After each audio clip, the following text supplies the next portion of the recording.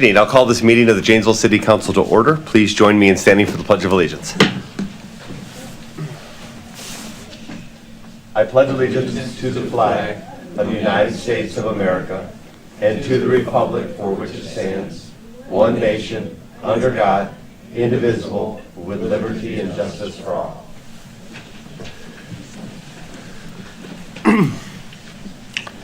In case of an emergency, please use the stairs and not the elevator to exit. Walk to the north side of the police department and then wait there for further instructions. Item 2 is roll call. Would the clerk please read the roll call? Councilmember Burdick? Here. Councilmember Jackson? Here. Councilmember Miller? Here. Councilmember Nino? Here. Councilmember Williams? Here. Vice President Marshik? Here. President Benson? Here. All are present. Thank you. Item 3 is consideration and action on a proposed resolution proclaiming Monday, January 15, 2024 as Martin Luther King Jr. Day in the city of Janesville. Would the clerk please read the resolution? Resolution number 2024-2182, a resolution proclaiming Monday, January 5th, 2024 as Martin Luther King Jr. Day in the city of Janesville. Whereas Dr. Martin Luther King Jr. altered the trajectory of the United States forever through his leadership, service, and clarity of vision. And whereas in the brief time Dr. King walked upon this earth, he devoted his life to strengthening the content of the American character and called on this nation to live up to its founding principles of life, liberty, and the pursuit of happiness for all its citizens. And whereas through his determination, spirit, and resolve, Dr. King helped lift souls and lead one of the greatest movements for equality and freedom in history. And whereas the extraordinary life and legacy of Dr. King teach us that equality requires both the absence of oppression and economic opportunity. And whereas Dr. King's life will always shine as a light for those without hope and as an example to be emulated by all who care about their fellow human beings, regardless of race, religion, class, or nationality. And whereas as we observe Dr. King's birthday, the city of Janesville encourages all community members to celebrate his memory by performing acts of kindness through service to others. Now therefore be it resolved that the Common Council of the City of Janesville recognizes January 15th, 2024 as Martin Luther King Jr. Day and encourages the residents of the city to celebrate and honor Dr. King's legacy and remember the profound impact his life and message had on the civil rights movement and his democratic nation. Thank you. Do I have a motion from the council? Motion by Jackson and second by Councilmember Williams. Anything further, Councilmember Jackson? Martin Luther King is one of my heroes. It's been my joy to have made the pilgrimage to his memorial in Atlanta, to his museum there, the place of his burial. As a fellow minister, I appreciated his ministry. I've sat at the Ebenezer Baptist Church, one of my great heroes, and I would encourage not only that we recognize Martin Luther King Day, but that our schools make it a requirement that his I Have a Dream speech be read annually. We need to recapture the spirit of that dream. I hold to it, and I hope each of us, it was my honor to recognize this resolution, and I favor it. Thank you. Thank you. Anything further, Councilmember Williams? No, I have nothing further. Anyone else wish to comment on this item? Okay, see no other requests, please vote.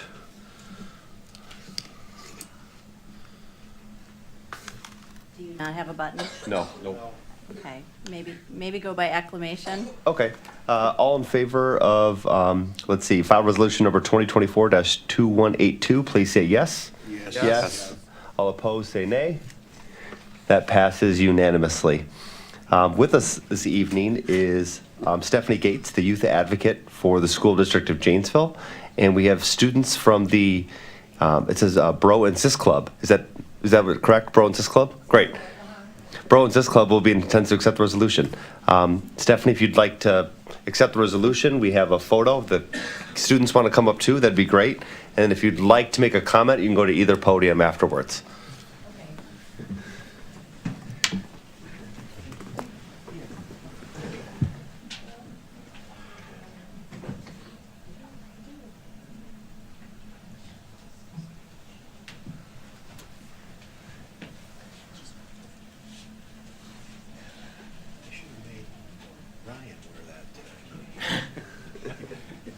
We had some special treats for him.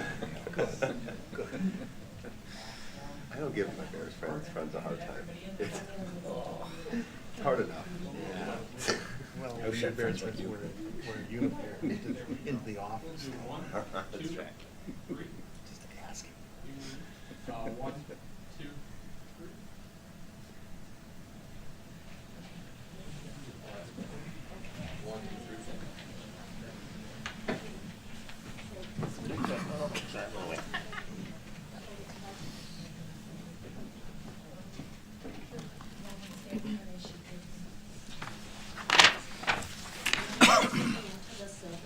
This one. Okay.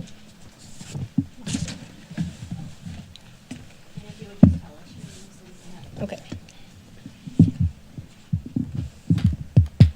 I'm Nazir Gray. Sisters Inspiring Sisters is an all-inclusive group designed to promote the welfare of female students of color by inspiring each other through relationships and partnership. Furthermore, the goal of SIS is to unite students of color and all students with an understanding of respect and mutual support to achieve academic, community, and home life success by actively encouraging leadership, self-empowerment, and cultural confidence. The city of Janesville is the birthplace for some of us, and for some of us, it became our family's city of choice. My point in saying this is regardless of how Janesville became our home, we want to do everything in our power to further the cultural progress of this city. We have done a variety of volunteer work, we are employed at different establishments, and we do the hard work in our classrooms to move ourselves, our schools, Janesville Parker and Janesville Craig, along with the city of Janesville forward. This city deserves our respect, and we support the city of Janesville for honoring an icon such as Dr. Martin Luther King Jr.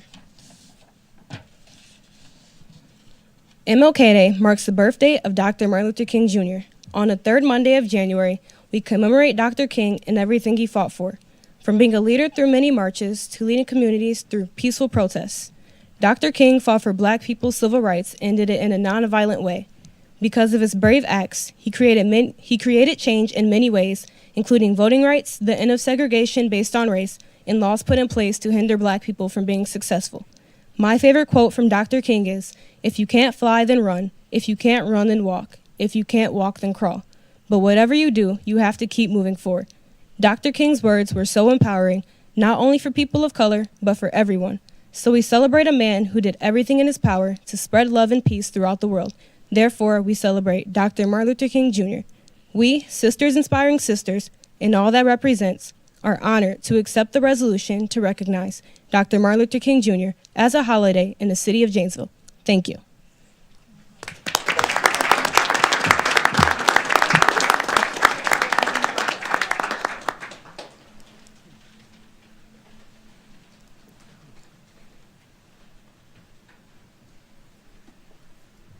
Thank you so much. Moving to item 4, which is consideration and action on a proposed resolution in commendation of Todd R. Kleisner for his more than 32 years of service to the city of Janesville. Would the clerk please read the file resolution? Resolution number 2024-2187, a resolution recognizing Todd R. Kleisner for his employment at the city of Janesville.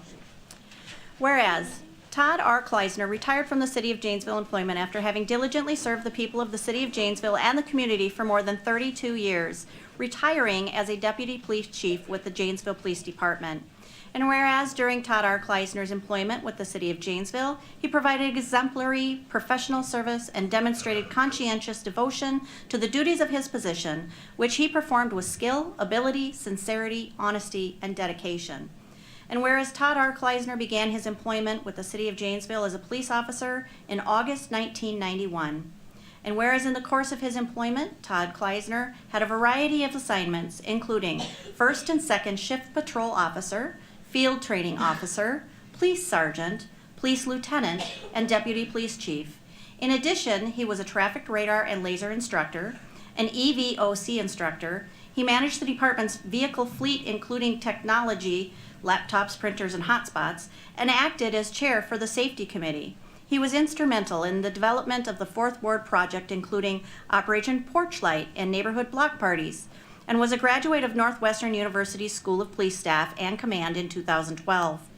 And whereas Todd R. Kleisner was awarded the Chief's Commendation in 2011, the Meritorious Service Citation in 2011, and Award of Excellence in 2015 and 2022. And whereas it is desired that such commendable service to the city of Janesville be properly recognized, now therefore be it resolved that the people of the city of Janesville, through the city council, do express their grateful appreciation of Todd R. Kleisner for his more than 32 years of loyal public service, dated this 8th day of January 2024. Thank you. Do I have a motion from the council? Councilmember Williams?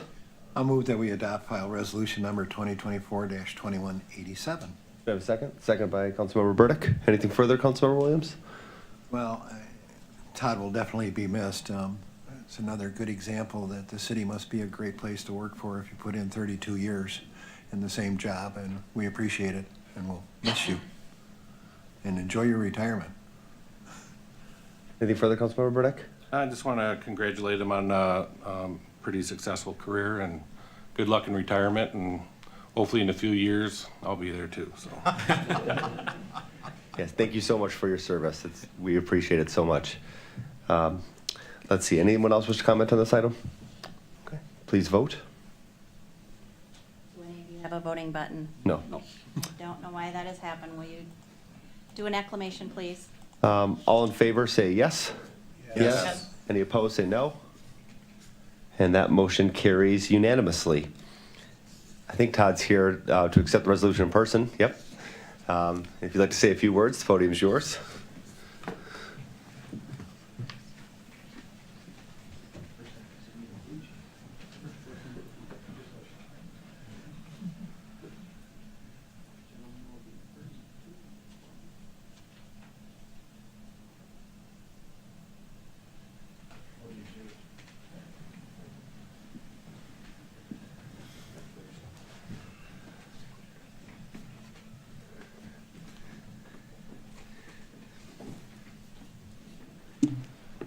I really didn't prepare anything tonight, but I just want to thank the city of Janesville for 32 wonderful years of employment. Starting as a 21-year-old and finishing where I'm at now is quite a journey. I was able to raise my family here, and good schools, great city to work for. Loved working with all my coworkers and everybody in the city that I've gotten to know over the last several years. Being in the position of deputy chief, it was quite an honor to serve and to get to know the city political process in a better light than I did when I was a 21-year-old walking in through the doors of this building, actually, when the police department existed here. So thank you very much. It's been an honor.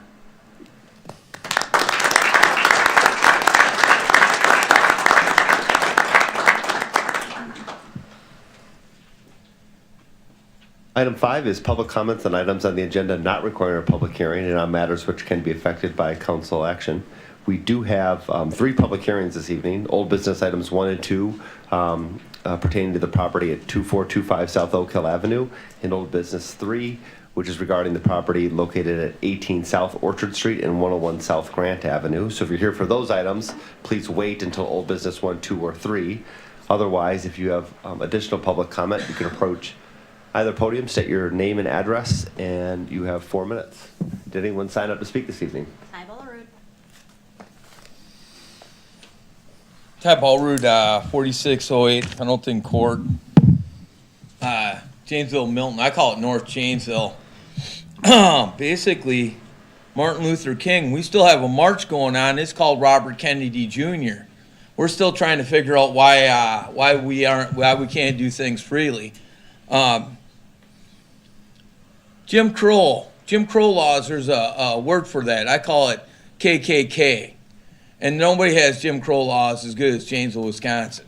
And they've been rewrote several times, including the new rewrite, including how we consider how we beat people down in city case law. I'm talking about Diane K. Fernandez. Basically, we gave a copy of our intentions because there's 150 people or 150 homes on the books. And the city government, nobody from the city manager, assistant city manager, or legal counsel has ever said anything. And there's plenty of council people that know about it. Okay, we made copy of that more than once. We made a copy to everybody on the city council 2 years ago to show, hey, there is people that can get that record. even though you guys never seen it from the city clerk's office or the city attorney's office. So we gave a copy of that. We also made another copy. I was going to put it all in. We handed it out December 18th. We gave Walt a copy of it, but for whatever reason, we're not able to give you guys a copy of it tonight. The clerk, my every 2-week meeting with Lori got changed around, so we couldn't make a copy. She's got some stuff for you. I'll reissue basically what it says. It says, Walt, there was no need for a court order as the raise and remove was pursuant to Wisconsin State Statute 66.0413, subsection 1. We argued and appealed all the way down. And there wasn't one thing we didn't answer, and that's how come we had to write this opinion. We asked Lori really simply, hey, what's the new value? And she couldn't come up with one. There's nothing on the books for 417 South Garfield. And there will be nothing on the books, including them that have been held for 22, 24, 10, and none of it's legal. So none of it's legal. So that's just put that in your thinking cap for a second. And I ask you, how many people on the city council actually have read a subdivision declaration? Okay, if you're not on the in housing and you're not on the planning commission, I'm guessing that you haven't.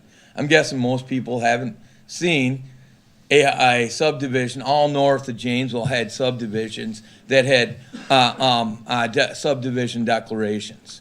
Okay, and we're asking, how would that get added up? How do we hook up them bike trails? How do we get into them discussions? We know that planning and steering committees and all them other things was to hide the facts, not to help, not asking for citizens to come here, but telling citizens they're not invited to come here. So, basically, where do you start, where do you stop? We have police right here, really simply. JPD has been increased contacts with Diane K. Fernandez. Now I'll read the bottom line on this. It says, try to find some fear for safety to help develop. 51.15, that's a crazy statute. And there is something criminal. We need to take her into custody. This itself may resolve in 51.15 behavior from Diane.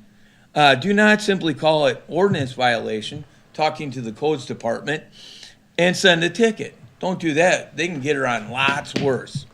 Thank you. That's your 4 minutes, Ty. Oh, you can okay. file that with us, though. Huh, I'm sorry? You can leave that for us if you'd like us to see it. Well, there's 1, 2, 3, and 4, and you'll get them. Okay. I wasn't able to get the other deal Okay. off because of whatever reason. I appreciate that. Thank you, Ty. Anyone else sign up this evening? There was no one. Anyone else in chambers who didn't sign up like to provide public comment? Citizens not coming to talk. What's the surprise? Anyone else wish to provide public comment this evening?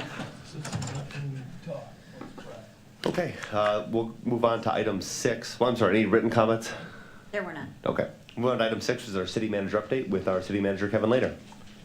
Thank you, Council President Benson. Before I start my formal report, I would just like to mention that there were 2 members of the city manager's office that were at the Bears-Packers game last night, and one of us successfully cheered our team on to victory. In honor of that occasion, there'll be a resolution at the next meeting transferring the ownership of the Bears from Aaron Rodgers to Jordan Love.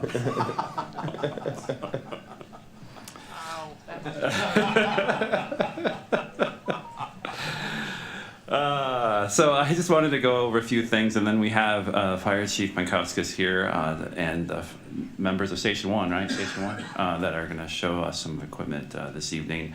But I wanted to do a special shout out for Colin Slapak. He recently passed the exam to be the Certified Park and Recreation Executive from the National Recreation and Parks Association. There are less than 500 professionals that hold the certification, and now both Colin Slapak and Shelley Slapak hold that designation for the city of Janesville. So a special shout out to Colin tonight. Park Place views. So I am not as scared to play this preview for you as I normally am, because we have a new host. Hello, City Council, staff, and citizens. My name is Amanda Gilbert, and I'm the Communication Specialist for the City of Janesville and the newest host of Park Place Views. This weekend, make sure you grab your coffee, donuts, and walkie-talkies and tune into the newest episode of Park Place Views, where I sit down with new Chief of Police Chad Pearson. You can check it out on JATV Channel 994 or on YouTube. There we go.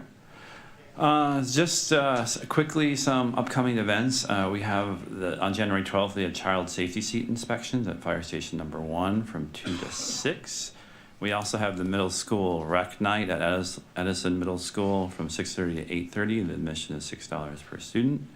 On January 17th, we have a DOT Community Engagement Forum on the proposed Ruger Avenue reconstruction at the Craig High School cafeteria from 5:30 to 6:30.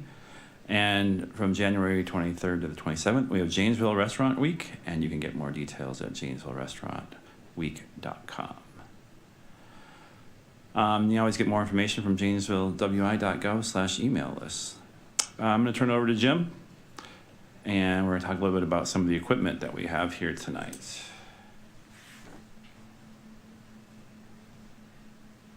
Good evening, Council President Benson, City Council, Chief Penkauskas Fire Department.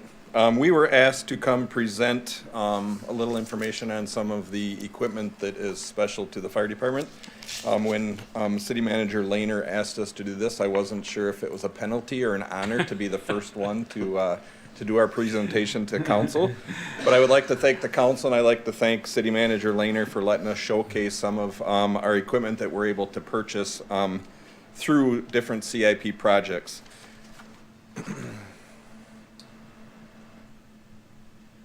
Not sure where our slide show. There you go. So annually, the fire department reviews its vehicle replacement and equipment schedule. It's very essential to the fire department to have updated equipment and maintained equipment to respond to emergencies within the city. It's very essential to the services that we provide our community. In the 2027 CIP, the fire department had a project for $150,000 to replace our extrication equipment that we use in a variety of ways, whether it is motor vehicle accidents, whether it's a farm accident, any specialty that we may need. So as we started looking through projects on placing them in the CIP, the vehicle extrication equipment project come forward. Along with that, Deputy Chief Keshnick was able to secure a grant for another project that we had already funded for 2023. So as we looked at our current extrication equipment, we found that we were seeing a lot of maintenance issues with the equipment we had. It was very cumbersome. There was multiple components that went along with the equipment. There was the actual tools itself, the hydraulic lines, the pumps, and we were finding that we were having a lot of problems with all of that. So once we secured funding, we worked with city administration to work through the ability to take the grant funding and use it towards the project that was already funded, and taking the funding that was for the project and use it on the vehicle extrication project. Doing so, we were able to drop the funding down in 27 to $50,000 to replace some additional extrication equipment, and we were able to move forward with the project. As an administrator, it's my duty to schedule the replacement, work with city administration, work with council to put those projects in the CIP and secure funding for that. When it comes down to selecting the equipment, knowing what we need, what technology we're looking for, as an administrator, we step aside. We have an equipment committee that we really rely on to determine what we're looking for in equipment and what we should be purchasing. So we went to the equipment committee and we advised them that we were moving forward with the project. And at that time, everything was turned over to the equipment committee. I will have MPO Zimborski come forward. He is actually our chairperson of the equipment committee, and he will explain why we went with the equipment we did and what led us in the direction that we did. So at this time, I would have Mike step forward. I'm pretty loud, so I don't think I need a microphone, so. Oh, I do? Okay. I'm not loud enough. So you get to hold them and he So, gets to do it. like the chief said, he came forward to the committee and said we've been allowed to look at new equipment. As a committee, we got together. There's multiple manufacturers out there for extrication equipment. So as a committee, we looked at what's out there, got a hold of a couple of the vendors and had them come to LKQ here in the city of Janesville, who's been very good for our department. They open their doors whenever we call them to evaluate equipment, train, all that stuff.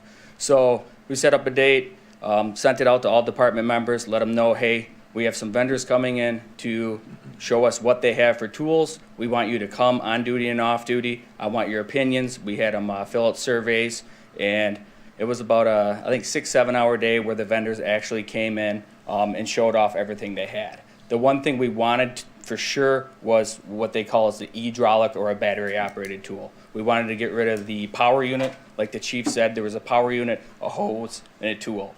One guy could not carry all three of those. Right now, one person can carry two of those tools to a vehicle, and we're not tethered by a 20-foot cord or a 30-foot cord.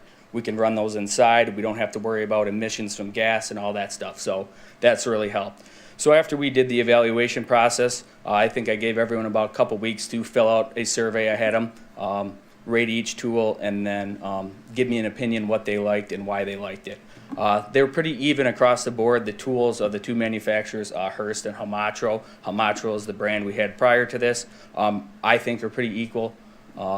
So it came down to how it evaluated it and what we could get for the most amount of money, truthfully. We needed 3 sets of tools, one for each rescue engine, which is on the north and south side of town, and then we needed a set of tools for our squad at Station 1.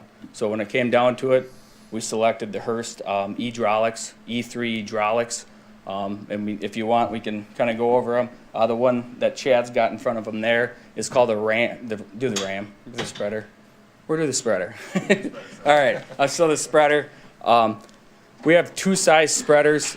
This is the biggest one they make. When we bought them, they actually make like a 4-foot one now, which isn't a lot of fun to carry around if you have to. But this one's here is about 50 pounds. It can spread roughly 28 inches and up to 135,000 pounds spreading force. I can pull roughly about 20,000 pounds.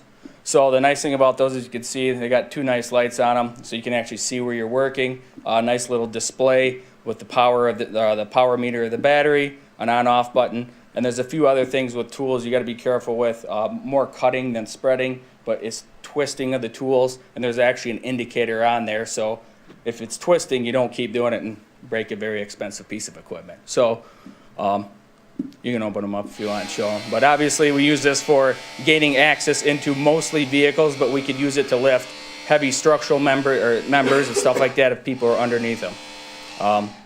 Pretty quiet. Like I said, if we had our old tools, we couldn't run them in here. Everyone would be choking out by the gas. So like I said, that's the biggest one we have on our squad, and the ones we have on our rescue engines are just a little bit smaller and roughly do about the same amount of pushing and pulling in that aspect.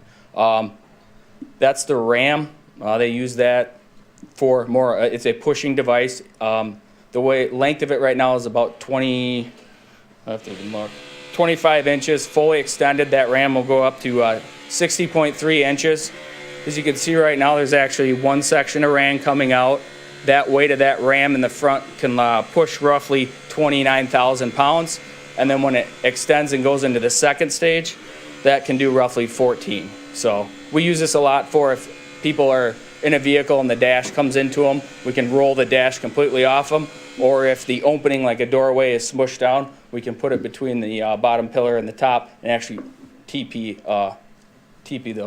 the top of the car. This set of equipment also has something that's called turbo. Our old Rams would take about as long as it did to come out to go back in. So these tools are made where if there's no load on it, it'll go into a high speed, but as soon as it gets load on it, it goes to a safe operating speed. So if you are cutting or spreading, you're not doing it very forcefully and something breaks and you have a lot of force behind that. And then the cutter. Like like I said, same as the other one. The only thing this is used for is cutting. They really don't tell you how much it can cut. It's actually a rating by the NFPA. This cutter here is called their 9s cutter. So the NFPA has an A through F, 1 through 9 rating category. And the pieces of metal, you have rolled metal, rolled metal, flat stock, stuff you would see in a car mostly in the pillar system of a car is your heaviest support. They more or less take these by a third party and cut through them. And this one ranks as high as it possibly can in all those categories. So, like I said, manufacturer-wise, a lot of people have tools like this, but when it came down to our evaluation process, our money, this is what worked out for us. And so far, everyone is very happy versus the old ones. We don't have the breakdowns. Obviously, it's new stuff, and it's a lot. It's gonna help the city and be a lot nicer. So we do appreciate all that. So, anyone have any questions? How much battery use do you get? The batteries themselves, so we use these tools for 6 hours pretty much all day, and the batteries were still good. Early on, they always used to say that one battery would last 1 tank of fuel. Most of the guys I talk to now, like the vendors and stuff, we could go to an accident and not have an issue. But with buying these, each unit has a spare battery and charger. So the trucks themselves, if something happened, we do have that capability, but they didn't die when we were out there from either manufacturer. Obviously, they were trying to sell them, so they would switch the batteries. But if you watched them and stuff like that, we haven't had any issues. And there's some people say a couple hours. So, but when it comes down to extrications, usually they do not last that long. Some of the longer ones maybe 45 minutes, but that's not constant on and off kind of stuff. So, all right. Thank you. Yep. Thank you, Mike. Thank you, Chad. So as we look at, and what Chad had mentioned, we do have 3 sets of tools. So engine 812 on the south side, engine 815 on the north side. We have them placed that way because of the interstate and the response to the interstate and the response to the city. And then the specialty rescue, Squad 851 is out of Station 1, and they will they'll respond either way with that. So with that, we always like to do a little display of how the tools actually work. So this was a training exercise down at LKQ, just kind of let you see what the tools can actually do.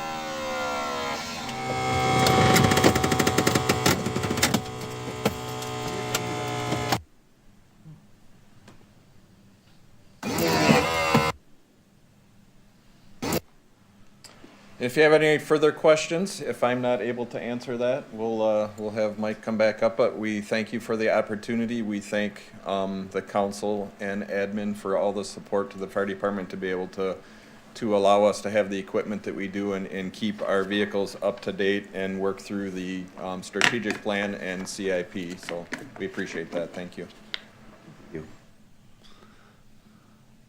And as Jim mentioned, this is a new feature that we're going to do during city manager reports. And it's really designed to show you some of the types of things that you are going to be considering coming up at budget time and those sorts of things. Obviously, the big new innovation or newer innovation is the move to battery-powered equipment like this and this very powerful equipment and making it much more user-friendly and, as a result, more efficient, more effective when they're actually at a rescue scene. Obviously, none of this stuff is cheap. And so just designed to be able to show you how it all works. So that's the end of the report. Okay. Thank you. And thank you to the fire department. We'll move to item 7, which is our Woodman Center update. Looks like we have a few people with us this evening.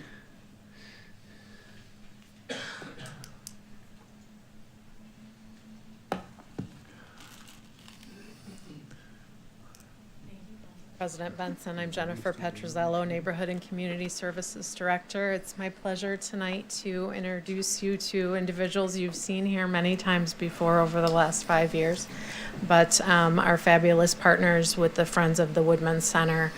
We have the Friends co-chair and executive committee members, Christine Rebout and Larry Squire, and project manager Sabrina Syker-Bowerman here to provide the Woodman Center update from a Friends of the Woodman Center perspective, including an update on their fundraising activities and community engagement.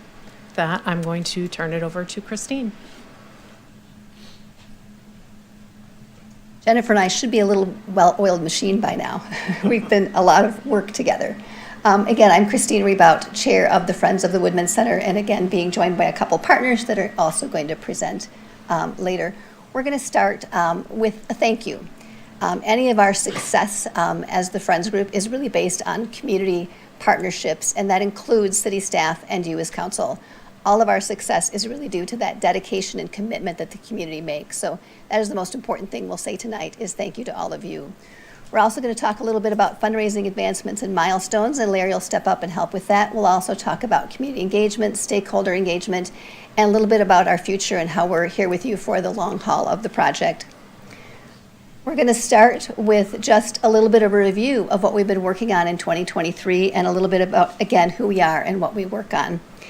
In 2023, we just took this incredible journey on moving the project forward, and that included the Friends of the Woodman Center becoming a 501c3 organization. So again, our commitment is to fundraising, stakeholder engagement, and ongoing support of the Woodman Center. We launched woodmancenter.com website, which is chock full of information on the project and is updated constantly. We have a weekly blog and an e-newsletter to keep people informed. If you're not part of that list, we encourage you to sign up, and if you don't know how, just grab me and we'll get you signed up. We also have social media accounts in Facebook, Instagram, and LinkedIn, so keeping all of those people aware of the project, keeping them with updates, information, visuals, and answering constant questions from those groups. We also initiated a micro fundraising campaign in Together We Can, and through those $10,000 pledges, we easily reached over $500,000 in Together We Can pledges, giving an opportunity for people in all levels to make those pledges. We also launched the You Ask Friends Answer campaign in 2023, where we answered community questions on our social media accounts. So whatever questions arose, we had people come in that were experts on those issues and answered those questions. We received that transformative $1 million anonymous donation, which was really an opportunity to fund those local team locker rooms. We continued sharing the information renderings and the virtual tour of the project through our social media channels, and we increased project awareness with presentation and meetings across Rock County, including places like the Edgerton Rotary Club, meetings with local high school leaders, and prospective sponsors. We've kept Sabrina on the road doing plenty of presentations for us. We also invite all of you to keep, in tune with us and enjoying those projects as we move forward. Now I'm going to let Larry come up and share a little bit of those financial details of the project.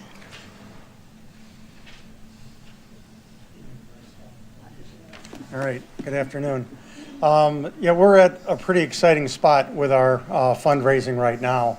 And the number that you see right up there, we hit 9.4 million.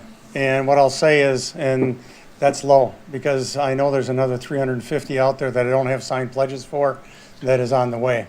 So we're at over 9.5 million right now in pledge commitments by the community.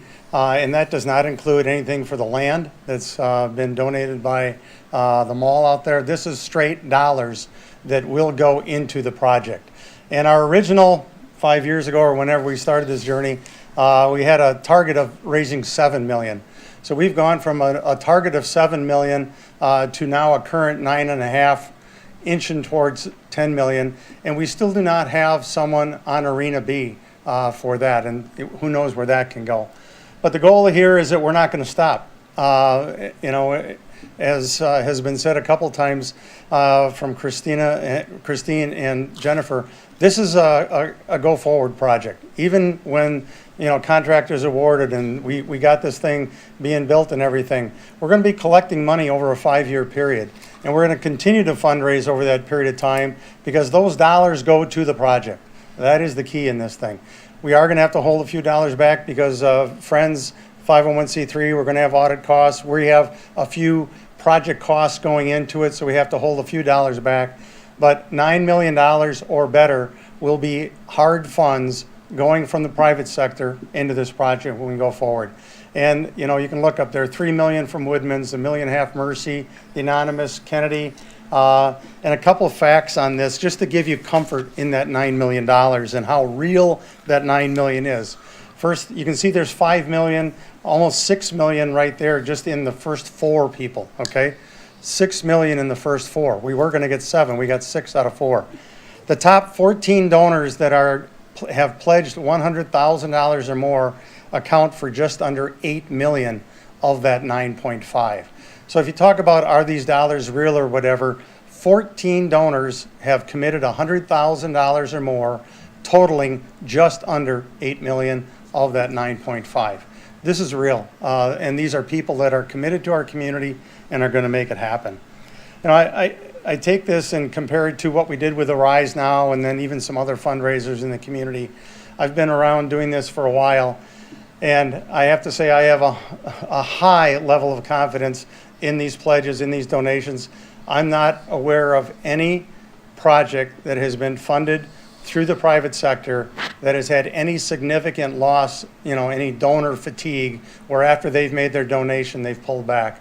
And I'll say Arise Now, we got $6 million pledged. We collected $6 million. And so if you want a recent example in a project that is a public-private partnership and what the public sector committed to and delivered, that's probably the best example I have and what took place with it. So we're excited about where this is going. Like I say, there's still some, you know, room where some people are waiting for, you know, the next vote and the next thing. But they know that this project is going to take a block of time to commit.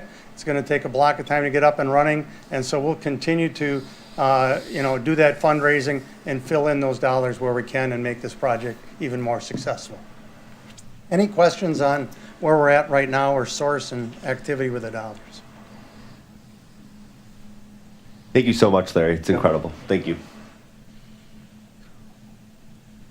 I do want to, again, my name is Sabrina Seiker-Bauerman. I'm the project manager for the Friends of the Woodman Center. And I'd like to echo what Christine said about gratitude from the public-private partnership and just dozens and dozens of organizations. Like Christine mentioned, I've been out in the community. I spoke to, you know, our Golden K Kiwanis Club down to youth sports folks here in the Rock County area, and they're all equally excited about this project, and they all have strong questions to ask about this project, and we've been there every step of the way answering those questions and getting as much information as we can out to the public. Most recently, we hosted our a community engagement event on December 31st. We celebrated New Year's Eve at the Janesville Ice Arena. It was a free community event hosted by the Friends in the city of Janesville in partnership with Glitz and Glow, who provided a New Year's Eve balloon drop, which was really fun. All the kids went home with handfuls of balloons. And also Janesville Youth Hockey helped at the event. They ran the concession stand, made sure everyone had hot chocolate and popcorn and all the things the community needed to have a good time. So with that event, I got to, you know, I was on ice skates for 2 hours straight, so I get credit for that because I haven't been on ice skates in 10 years. But I got to talk to a lot of people that were there that day. And one of the stories that has really stuck with me, I've shared with my team, I want to share with you today, is I talked to a mother and her son. And he was like about 3.5. And I asked her, how did you hear about this event? She said, well, I just Googled, you know, New Year's Eve celebrations in the area, and I came across you guys. And that's thanks to the outreach that the Friends have done and the city has done, where we've created the base of having a social media page and having a Facebook page where people can go to find this information. A couple years ago, you know, this didn't exist. That would have been a lot harder without the groundwork that the Friends have laid. So that story really stuck with me, that we made that 3-year-old's day and his mom's day by having a free place to go where they can celebrate their community and have fun. Also wanted to touch base a little bit more to what Christine mentioned about our community support and how it continues to grow. We have 1,100 followers on our Facebook who are very engaged with us in that social media community. We also have an Instagram page. We have dozens of blog posts on our website that go out as an email and also live on our website. And we've had thousands of impressions. Most recently, we had a post of a year in review, which really goes into detail on some of the things that Christine highlighted earlier. And if you want to support this project financially and haven't yet found an opportunity, anyone can go to our website now. If you're at home listening to this, it's www.woodmancenter.com. There's a Donate Now button. It connects you to the Community Foundation of Southern Wisconsin website, where you can donate any amount of money to the Woodman Sports and Convention Legacy Fund. And that's live now.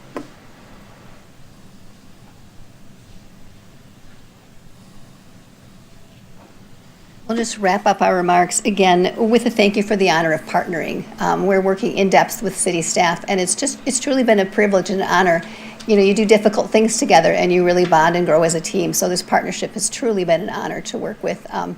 Even the tough stuff is more fun and more palatable when you have a team that's working hard and knows the value of what you're moving forward. So we also want to commit to that future ongoing partnership. And people might say, well, what does that look like? We're not exactly sure. We're going to work on that together. But some examples of what we'd like to do in that ongoing partnership is things like financial support in the form of scholarships. The Friends of the Woodman Center could provide scholarships for users of the facility that meet certain criteria that are set. Other potential include funding future enhancements to the facility. We can also help continue those stakeholder relationships and some of those community continuing partnerships. And again, as Sabrina said, I'd be remiss if I didn't remind you all, there's still an opportunity to donate. We wouldn't be a good friends group if we didn't remind you of that opportunity right on the website to donate or pledge. Any of us are happy to answer questions now from the council. I think Councilmember Jackson had a question for Mike Payne. They're getting off tonight, Mike. All right. Mike Payne, Public Works Director. Two questions. First of all, would you go over the timeline, just starting with what happens at our next council meeting and go forward for a couple of months? What are the big items on the timeline? Then I have a follow-up. Sure. Okay. So we recently opened bids before the end of last year, and so we'll be coming forward in 2 weeks at the next council meeting on January 22nd, and we'll be presenting to the council the 3 bids that were opened for this project. And we will be asking the council to take action and consider awarding of a construction contract, Public Works construction contract. If the council awards the contract that evening in 2 weeks, we would be working with the apparent low bidder, who is JP Cullen from Janesville, and they would be securing their subcontractor contracts for this project, getting their insurance and bonding in place, and they would start putting together their plans for project rollout. I would expect by the end of, probably the middle to end of February, that they would be mobilizing to the site with some security fences and preparing to start the demolition of the vacant Sears building that's on the site at Uptown Janesville. Once that happens, the activities for the winter that I would anticipate would be building demolition, utility relocation, and starting with some foundations for the project. And then starting in spring, I would expect there would be additional work where the building could start going vertical. The construction for the exterior shell should be fairly quick because it's concrete precast panels. And so this winter is a good opportunity for the contractor to work on those foundations that will support those tip-up walls that would be fabricated basically in a lab, in a manufacturing facility, trucked to the site, and then erected by the contractor. Once that happens, we expect that the construction could be about 15 months.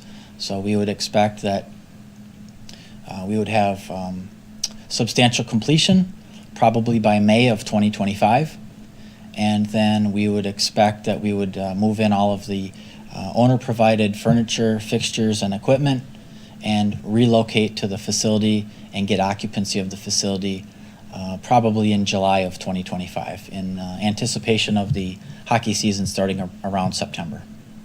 Thank you, Mike. Excellent, and I appreciate your wealth of information as usual. My follow-up question is, when will the various sources of money be released for the project? The 15 million from Madison, the federal, the Friends group, and their 9+. When will we see that money in relationship to the timeline that you just allowed? Sure. If I could, I would like to defer that to Jennifer, who's been working on that, and she's going to be bringing forward a couple of agreements for the council to take a look at that would help explain that information. Thank you. The $5 million federal appropriation has been secured, and we have that under agreement with the federal government. Funds will be provided to us on a reimbursement basis after construction begins on the project. We are nearing the final stages of agreement with the state of Wisconsin for their 15 million allocation, and we'll be bringing that forward to the city council at your meeting on January 22nd for review and approval. That agreement will also be providing the funds to the city on a reimbursement basis, and they will allow for quarterly reimbursement requests. So our anticipation is that those grant funds will be used early in the project. I know that there was a problem initially with the 15 million. It looked like it was going to happen. The governor was here, presented a big check, and then there was a period of uncertainty. And then we were again assured of the 15 million. Is this a done deal, yes or no? Yeah, this is a commitment from the state of Wisconsin.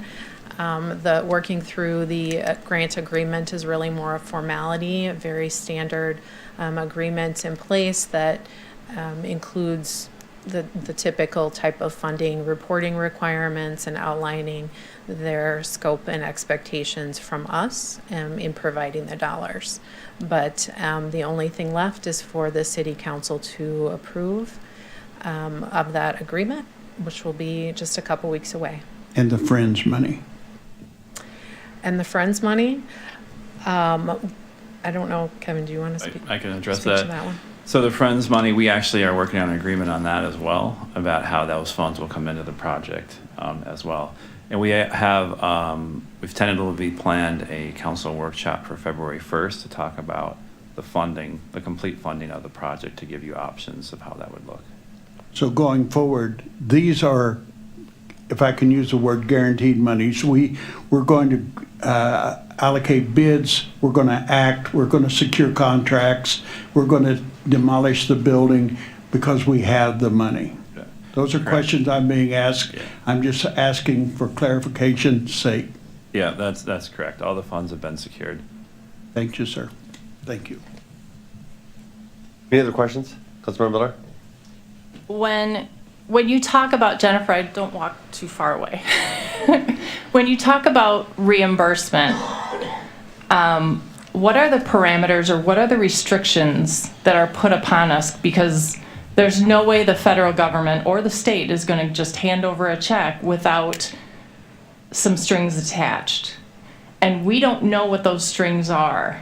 So I'm just wondering, are those going to come about so that the public kind of knows what our requirements are for use of that money? They can. There's full disclosure right now in terms of what those requirements are. They're very typical of what's required when you enter into an agreement with the federal government for any of their grant and funding sources. It outlines a general scope of work, which describes the project that we are agreeing to construct in the community. It outlines our budget, and it outlines those items that their funds can be utilized for. And under both cases, we're looked at the grant funding to support direct construction costs of the project. So they have already reviewed and approved the budget and are in agreement with that. Other items relative to federal and state funding are sometimes fall under a broad umbrella of other federal requirements or other state requirements, and they're things that the city does on a regular basis, like non-discrimination clauses, making sure that we are following procurement policies, which we are, making sure that there are specific state or federal certifications that are included into contracting documents and those things. And we've already included those in our bidding packages, and we'll include those in our contract. Okay. So there shouldn't be any surprises. Okay. And that will come to us after the building, is it turnkey? I mean, as a reimbursement, we have to pay for that first, and then they're reimbursed to the city? We have to make a payment. It's not at the end of the project. So as we make progress payments to our construction contractors, we will be able to request reimbursement for those funds on an ongoing basis throughout the project. Generally, you submit, proof that you've made your payments and that those payments have cleared, and descriptions from the contractors on what those costs are, and provide other information to show your funding agency that you are making progress in the project and using those funds as intended. And I have another question, and I don't know if this is a Friends Group question or maybe you can answer it.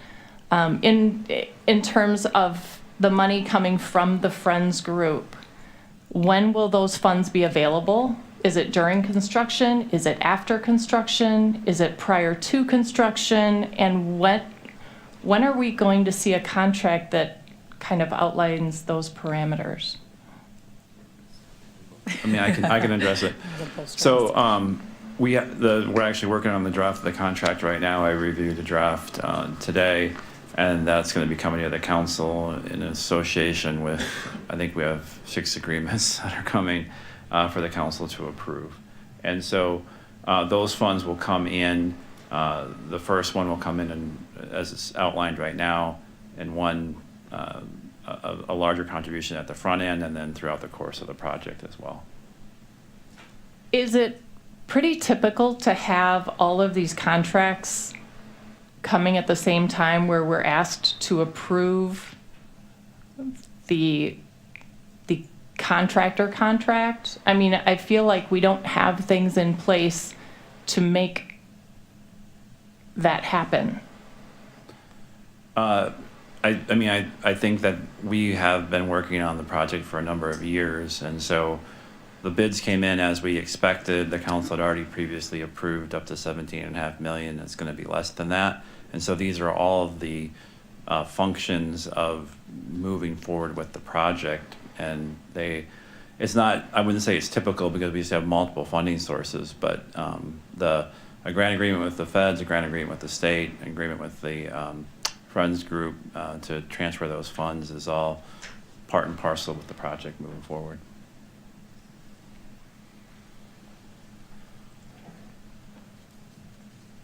City Manager Lehner, do you expect that all of those contracts would be approved at the next council then? Is that what you anticipate? I don't know if it'll be the next council. It'll be over the course of the next several meetings. So there's several ones that are coming forward. This is a question maybe for Mr. Godek. Does the city have the money in hand to pay this $38 million expense? Good evening, City Council. Dave Godek, Finance Director. No, we don't have $38 million sitting around to pay expenses. But as Jennifer indicated, on reimbursable grants, you don't have to pay the entire amount and then get reimbursed. We would get reimbursed as we have expenses. So it's very similar to what we do with the transit system. If you think about the transfer center, that was a large project that we had to cash fund kind of that first installment.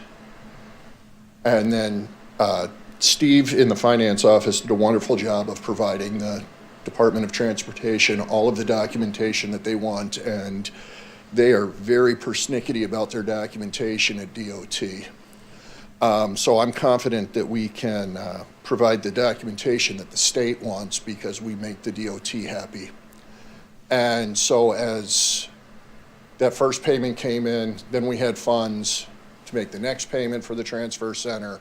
And eventually that project closed up and we got the last reimbursement, and so we were made whole. And so do we have the funds on hand in order to make those initial payments? Yes, absolutely. And this came from a question that was brought to me. Would the city be in a predicament to secure bridge financing or a construction loan to cover any city liability until the city has financing lined up through contracts? We're not in a position where we're going to need bridge financing, no. Given the potential for a change in council in April, would those contracts be approved or anticipated approved before the council changes? I'll let Kevin take that one. I would imagine they will be brought to the city council when they're ready. And so, and they're all been in motion for quite some time. So I would imagine that most all of them will be approved by then. I'm sorry if it sounds like I have a lot of questions. I do. This is in regards to the JACVB. When we're talking about marketing manpower with respect to offsetting the operational losses of the facility, when will we see a contract for that? Because I believe we were talking about 5 years donating toward that from the JACVB. I'm wondering when we'll see a contract for those dollars. I've been working with Christine and the JACVB on that agreement as well, and that will be on your agenda in 2 weeks. But it basically puts their letter of commitment that they had shared previously that had been unanimously approved by their board into an agreement format. And do you have the manpower to do that? Because I know in the plan, it recommends one thing, 4 or 5 people. We don't have that manpower in JACVB. We will be adding 1 staff person. We'll be expanding our sales department, which was something we had planned on previous to the pandemic. Took that little pause, weren't adding staff, but we will add additional sales staff. We currently market to not only leisure travelers, but group markets, meetings and conferences, and that sporting market. So we'll break those apart, and we will be adding 1 additional staff person, which we had planned on previously. And of course, the new Jets contract, when will that be coming across the council as well, since we revised the liquor license holder information? City Council has already approved the Jets lease and agreement, so that has been executed. And I think the city was not able to hold the liquor license. Yeah, we're still reviewing that information, and we have more than a year and a half to address that issue.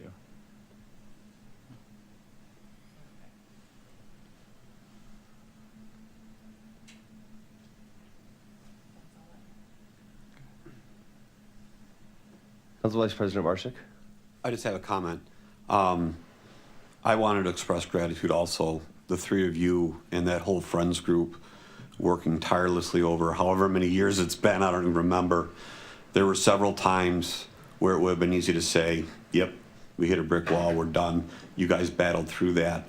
I really appreciate that. This is a transformational project, and that Friends group is who drove that and got us this close to the finish line. So thank you as well. Yeah, I want to echo that. Bringing in, with the outside funding, $30 million of outside money to the city is just, it's dumbfounding. So thank you for your hard work.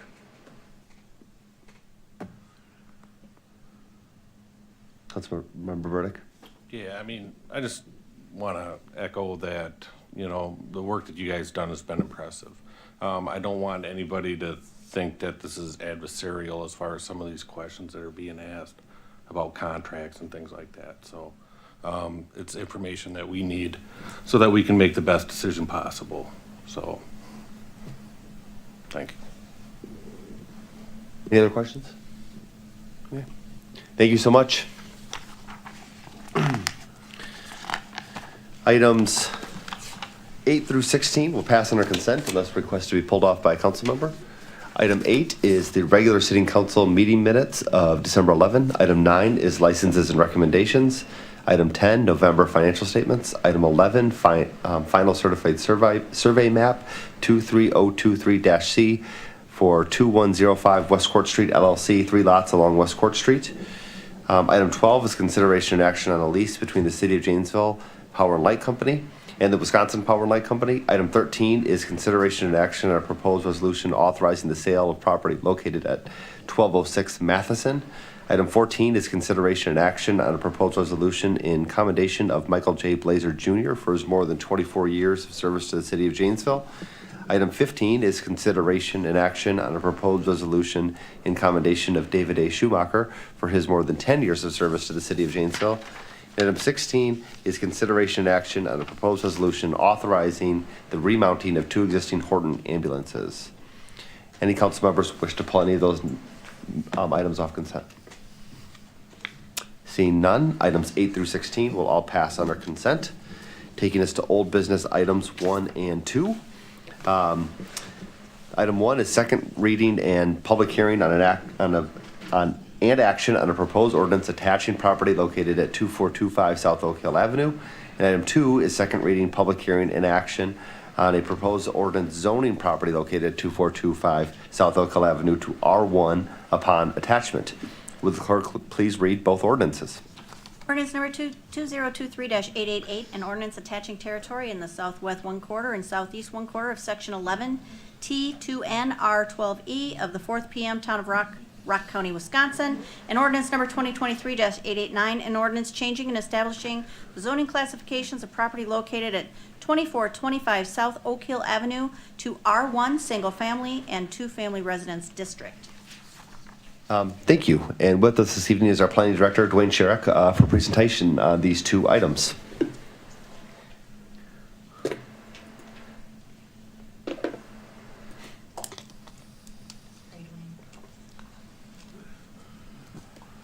Thank you. Good evening, City Council. Dwayne Sherrick, Planning Director for the city.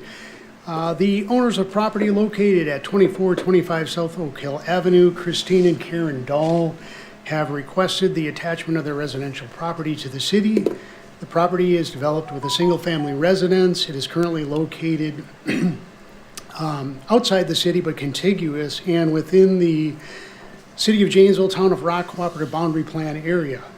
The applicants have previously executed what is known as an attachment agreement to facilitate the connection of the residential structure to public sewer and water, which is located within South Oak Hill Avenue. The term attachment is an alternative form of annexation within cooperative boundary plan areas and is used in the transfer of territory, transfer of territory between jurisdictions that participate in a cooperative boundary plan agreement. The applicants reside at the adjacent residence located directly to the north of this property. That property is in the city at this time. However, they maintain the subject site as a single-family rental unit. They intend to sell this property in the near future and have processed a land division to relocate the property line between the existing residence, which under the terms of the cooperative boundary plan necessitates the immediate attachment of the property in a circumstance like this. The city has prepared an ordinance to zone the site to the R1 single and 2 family residence district. Both the city's comprehensive plan as well as the cooperative boundary plan identify the site as appropriate for low density residential development. Last month on December 18th, the Plan Commission unanimously supported that zoning designation, and this evening the city administration is recommending that following the required public hearing, the council adopt file ordinance numbers 2023-888 and 889, attaching and zoning to the R1 district property located at 2425 South Oak Hill Avenue. And with that, I'd be happy to answer any questions you may have. Any questions for the planning director before we open the public hearing? I see none. Thank you, Dwayne. We will now open the public hearing on old business items 1 and 2. Public hearing is now open. If you'd like to speak on either of these two items, please approach the podium. State your name and address. Anyone wish to speak on either of these two items? Anyone wish to provide any comment during the public hearing? Last call. Public hearing is now closed. What's the pleasure of the council? And we can handle these two items in conjunction. Councilmember Miller? I would move to adopt file ordinance number 2023-888 and 889, zoning them to R1 at 2425 South Oak Hill Avenue. Do I have a second? I have a motion on the floor by Councilmember Miller, a second by Council Vice President Marshak. Anything further, Councilmember Miller? Nothing further. Anything further, Council Vice President? Anyone else wish to comment on this item? Okay, all in favor, please say yes. Yes. Any opposed, please say no. And that motion carries unanimously. We'll move to old business item 3, which is second reading, public hearing, and action on a proposed ordinance rezoning the property located at 18 South Orchard and 101 South Grant Avenue from M2 to B3. Would the clerk please read the ordinance? Ordinance number 2023-887, an ordinance changing the zoning classification of property located at 18 South Orchard Street and 101 South Grant Avenue from M2 General Industrial District to B3 General Commercial District with a penalty and injunctive relief for a violation thereof as set forth in section 42-332 of the Code of General Ordinances in the city of Janesville. And Planning Director Dwayne Sherrick has a presentation on this item as well. Hey, thank you. Council President Benson Dwayne, Chair, Planning Director for the city. File ordinance number 2023-887 has been prepared to rezone property located at 18 South Orchard Street and 101 South Grant Street.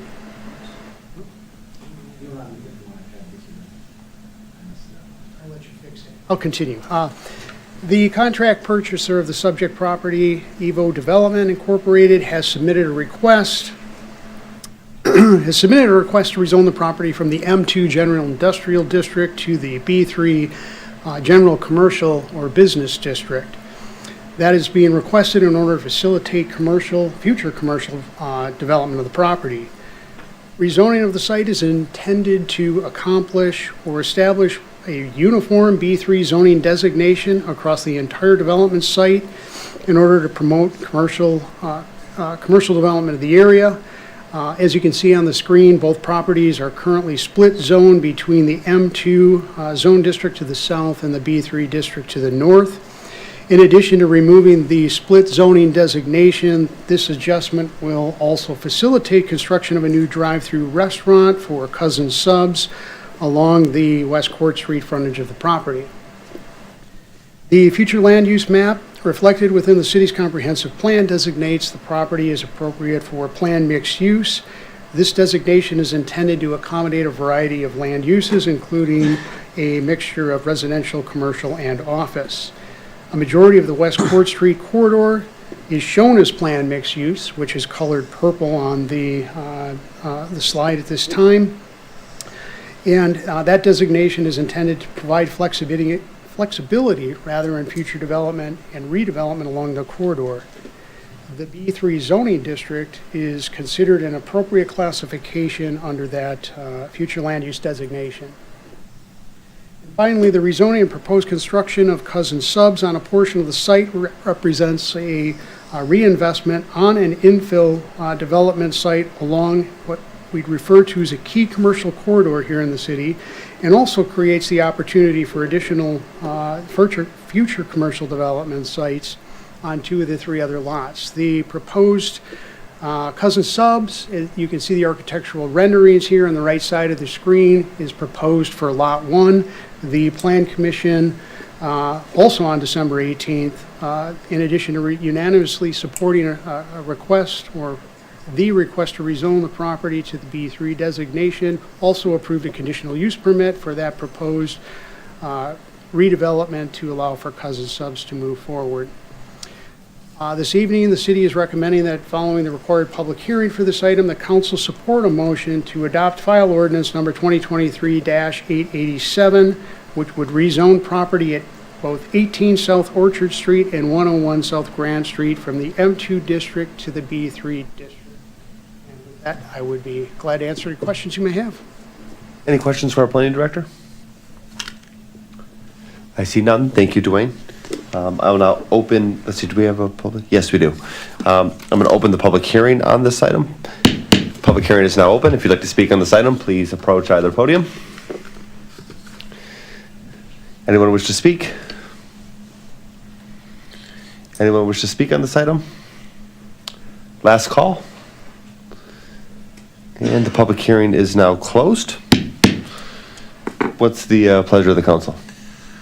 I'd move to approve file ordinance number 2023-887 to rezone the property located at 18 South Orchard Street and 101 South Grant Avenue from M2 to B3.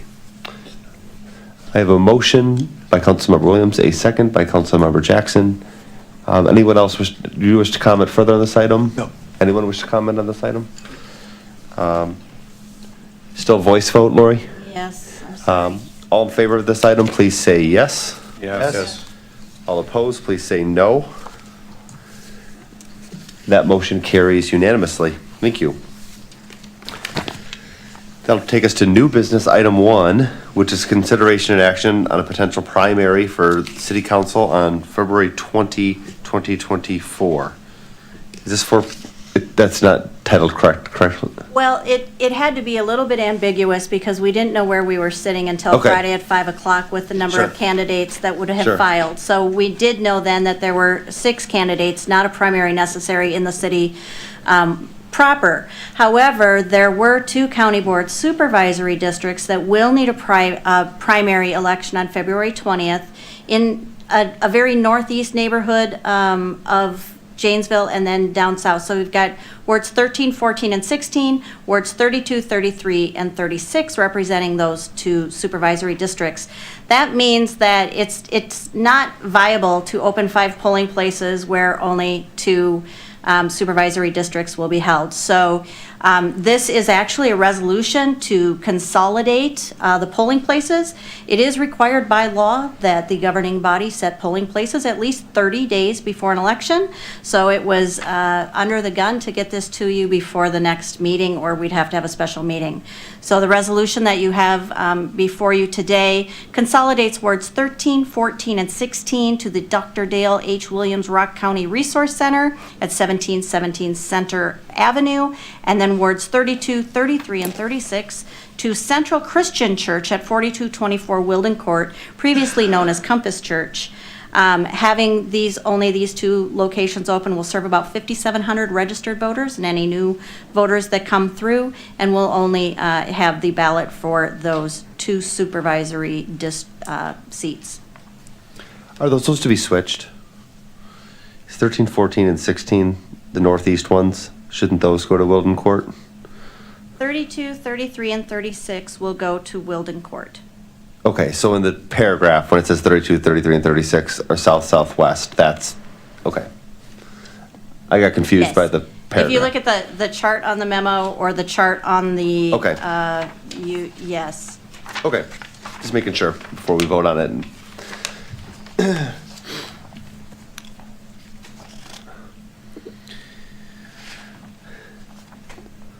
Any questions for our city clerk on this item? I'd move to adopt file resolution number 2024-2195. I'll second the motion.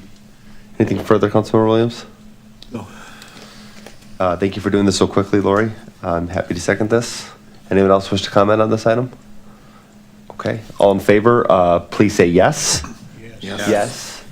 Any opposed, please say no. And that motion carries unanimously. That'll take us to item 2, which is consideration and action to award a contract for bid schedule F 2023. Would anyone like a presentation on this? By Brad, did anyone review the bids? Would anyone like a presentation? I think Brad's happy to give one if someone would like Okay. I want to speak for you, Brad. Okay. Then do I have a motion by the council? Okay, I will make a motion that we award bid Schedule F 2023 as indicated. Do I have a second? Second. So motion by Benson, second by Nino. Anything further, Councilmember Nino? Anyone else wish to comment on this item? All in favor, please say yes. Yes. Any opposed, please say no. That motion carries unanimously. That'll take us to item 3, which is our 2024 city budget after action review. And our finance director, Dave Godek, has a presentation on this. Thank you, Council President Benson. Good evening, City Council. Dave Godek, Finance Director. As part of your packet, you received the staff's SWOT analysis for our budget after action review. And really what we're looking for here are what are the things the council would like us to continue into the 2025 budget cycle? Where are the areas that you see room for improvement or changes that you would like? And that's really the extent of my presentation. I figured we probably didn't want to do a full SWOT analysis like we've done in study sessions prior years. So Council President Benson, however you'd like to handle getting feedback from the council, that's really what I'm looking for tonight. Sure, little background. We had this scheduled for a special meeting. Council Vice President Marchek, I, City Manager Lehner, and one other council member, I can't remember, all could not attend. So we rescheduled it, and this is the only time that worked. So I guess I'll just open up the floor. I've shared my feedback with the city manager already. Does anyone have any feedback on the budget process that they'd like to add to that SWOT analysis? I trust everybody had a chance to review it. I see no need for further discussion. Having looked at the strengths, opportunities, weaknesses, and threats, it's very well done, and I commend you. I agree. I thought it was well done. I hope the council continues to handle the CIP separately, in a special meeting. I think that works out well, rather than, because I think it merits its own discussion. That's my only real feedback. And yeah, I guess after that one, we talked about those out years, maybe just reimagining how we use that, since that seems to be a little bit of confusion for the council. Any other feedback? Okay. Thank you, Dave. Yes. Look like Councilman. Yeah, Change your mind. And this is just an overall general comment. I think when we're looking at a lot of these years, like we were talking, it's difficult to see something out so far. But when we're looking for more of an action, I think just having that feedback from council on a regular basis and maybe making those plans work together, and this is more of a plan thing, having those plans actually work together and not just having a plan to have a plan, I think that would be great. And I do think part of what we're looking at in 2024 with the revisioning of the strategic plan is how we can marry that up with the CIP so that it's married up better, and provides that for not just council and staff, but for the community as a whole. Thank you. Anything else? Thank you, Dave.